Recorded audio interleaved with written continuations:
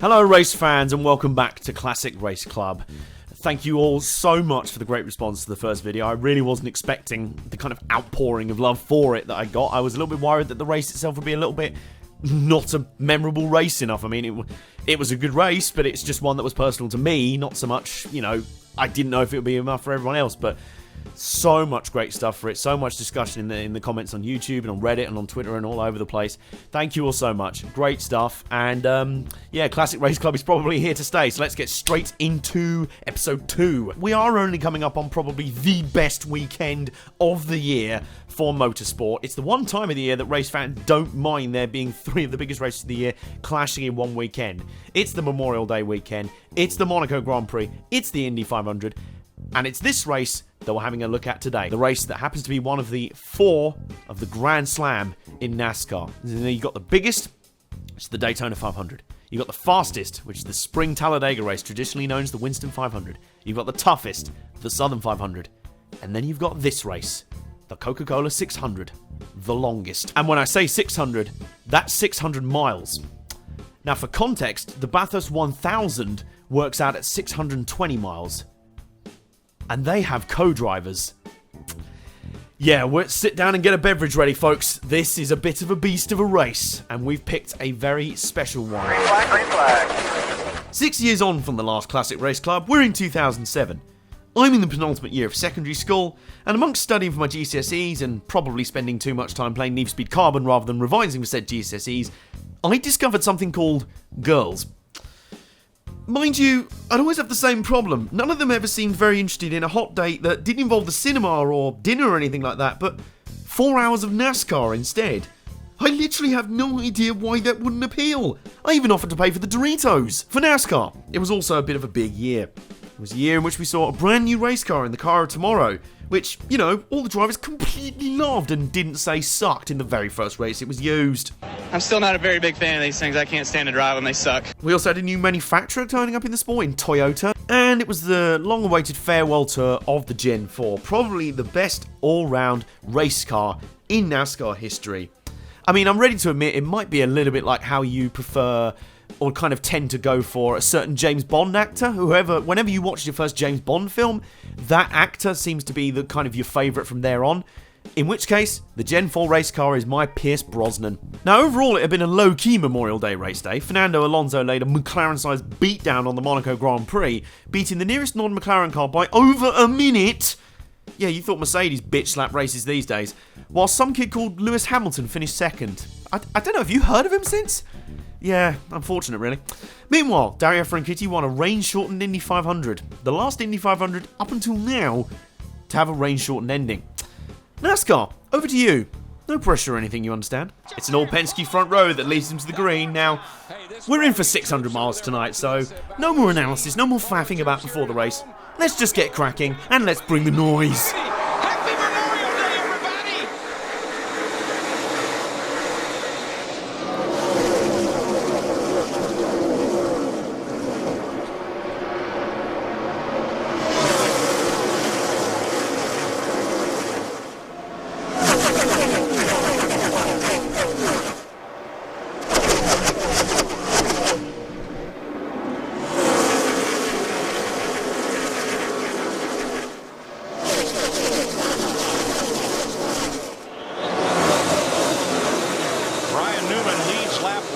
What about the man who's had so much success here and calls this place his house?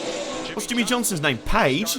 This is my house! This is the 48th annual running of a race born in 1960 when promoter Bruton Smith and his partners, including race car driver Curtis Turner, thought to get any attention at all on the day of the Indianapolis 500, they had to have a bigger race. So they staged a longer one, 600 miles. Typical alpha males, all about length for them, isn't it? Now we have our first caution at lap 48. It's Greg Biffle getting a very bad case of NASCAR 15 handling model. Or more likely a flat tyre, as he straight lines completely into the turn 1 wall. And let's observe any turn. No, that was not turning. I've seen funny car drag racers turn more than that. And our second caution comes out pretty soon after the first, as literally everybody look! Everybody wrecks! Literally everyone. There's even people in the parking lot with trashed cars now. What the absolute F? What? This isn't Talladega. What is going on? And what was the reason for it? It was Jimmy Johnson with a puncher becoming that biddy on the freeway, causing carnage obliviously behind them whilst they sort of beetle along in the middle lane at 12 miles an hour. He gets through fine. Everyone else, though, no. Can we make it one lap without wrecking after a restart? Nope. We definitely... Ow. No, we can't. That's caution 3 at lap 61. Barely a lap after the restart. And that's Jeff Gordon with a two-dimensional Chevrolet SS now. That's not good. AJ Allmendinger also in it. Robbie Gordon and Tony Raines. Yeah, that's now a Chevy Volt, basically. We get back going again, and someone who just about made it through the last wreck with minimal damage was Jeff Burton. Hopefully be able to fix up the damage. I think he's got some tape on the front of the car. He should be okay to come back in this race. Oh, for... Remember, he'd been to repairs, I think a tire. Oh, please. Or something exactly right. Caution is out. Yeah, that's caution number 4. Inside 80 laps, and that's Jeff. It doesn't get any easier, does it? We then finally go back going and get a pretty decent long green flag run. We're actually getting green flag pit stops, which is a miracle. During the middle of which, Bill Elliott takes the lead for the Wood Brothers, and Larry McReynolds reveals that he started his first race here at the Coke 600 before 18 drivers in this race were even born. Hey Bill, how does that make you feel? Old. Caution number 5, and...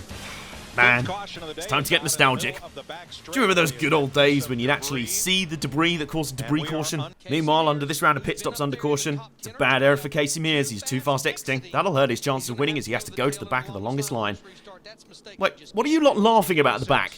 What, do you somehow think he's not got a chance of winning? Alright, partner. Crank it up, baby. You know what time it is.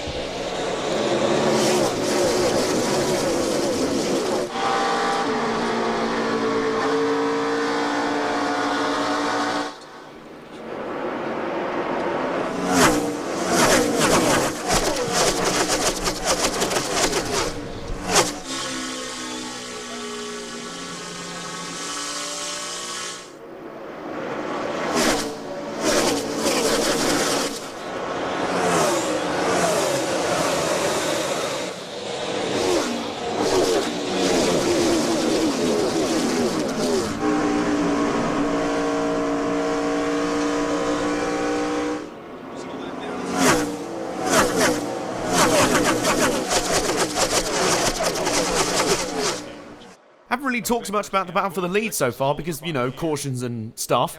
But we have a really nice lead battle brewing here between two of the young guns, recent graduates of the Busch Series, Brian Vickers in the 83 Red Bull Toyota, and Kyle Busch in that 1.5 Hendrick Motorsports Chevy. That's the beauty of the chase. You know, it doesn't really matter how big a point lead you get. As long as you're in the top 12 when you get to Richmond, slate's pretty much white clean. You start all over for 10 races. Darryl, are you sure that's a good thing? I mean, I'm speaking to you from, like, 9 years in the future, and still not a good thing, mate. We have caution number 6 coming at lap 170, and it's... damn, it's just more of that pesky, actually visible, actual debris on the track. And we get going again, and look at this, we've got 2 lead battles in effect here. The lead of the overall race between Vickers and Kurt Busch, and the battle to be the lead car 1 lap down between Dale Earnhardt Jr. and the very sideways David Stremme. Lap 185, and it's Jimmy Johnson now challenging for the lead on Brian Vickers. Man, Johnson out in front at the Coca-Cola 600. We have literally never seen that before, have we? Meanwhile, very sideways from Kurt. Save it. That's a big drift. He's kind of not really drifting, then nearly spun, but he's...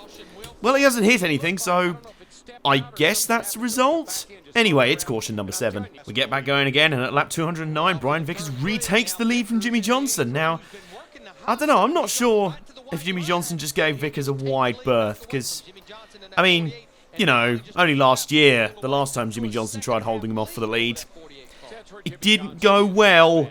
Lap 222, and it's caution number 8, and Jack Roush and various Ford fans in the grandstands must be stamping around furiously and shaking their fists, because that's 3 Fords, all Roush affiliated in one way or another, all taken out in one wreck.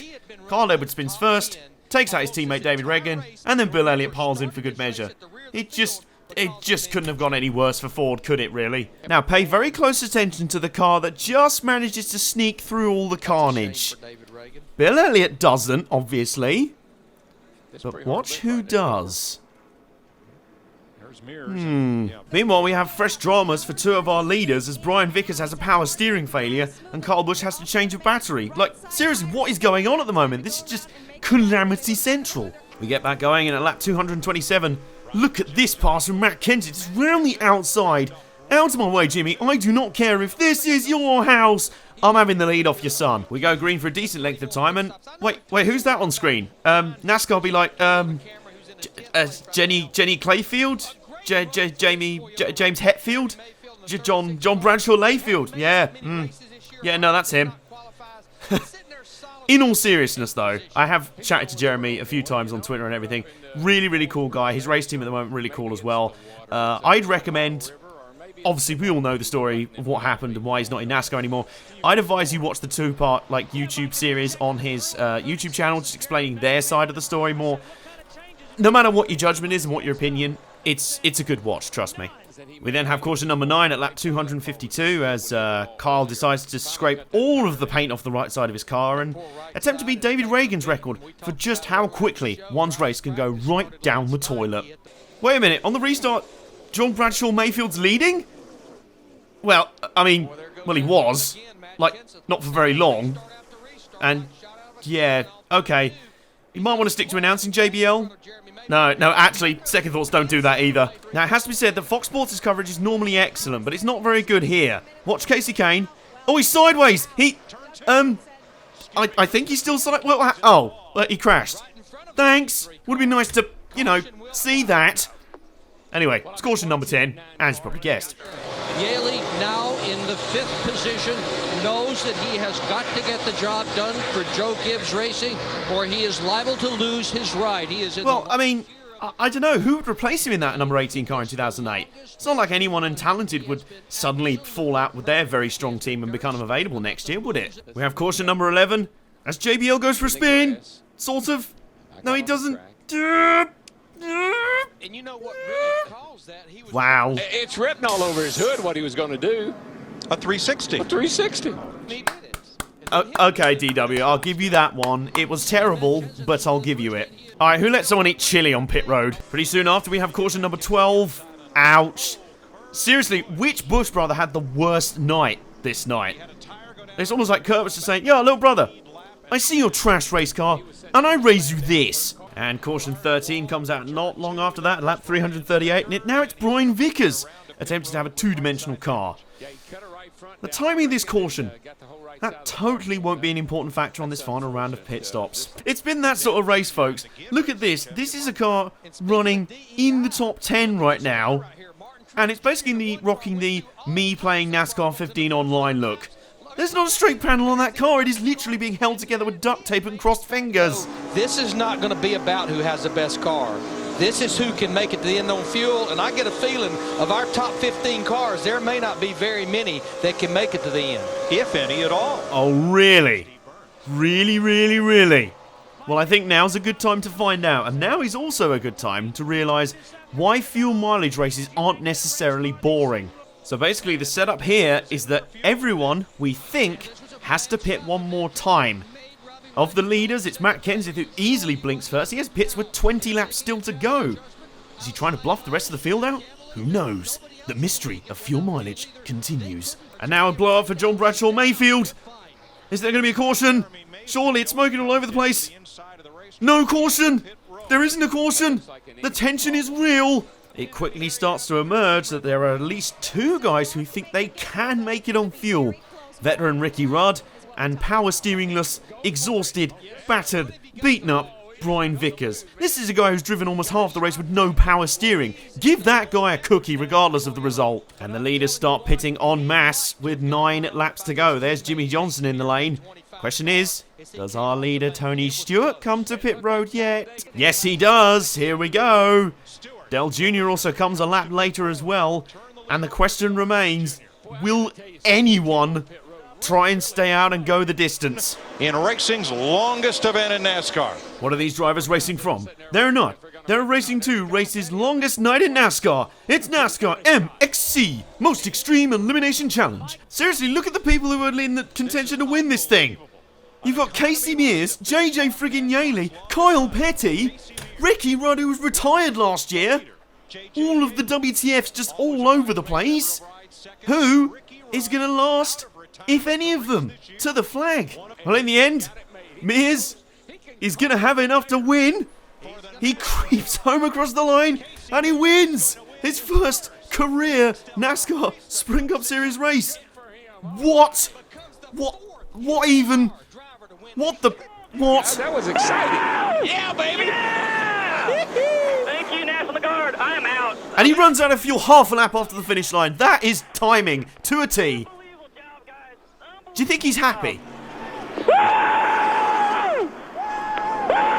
Okay, seriously, Casey, we get it. You won. Cool. Everything. You can stop whooping now. Man, thank you guys for my first win, man. Thank you. He also has one of the best reactions to a first win ever. Yes, Casey, this is not an elaborate swerve. You actually did win this race. And Kyle Petty made it home to third? That's incredible. So here's your final result. Casey Mears with the win, JJ Yaley second, Kyle Petty third, Reed Sorensen, I didn't even mention him in the entire video, and he finishes fourth. Vickers with no power steering and no right to the side of the car, fifth.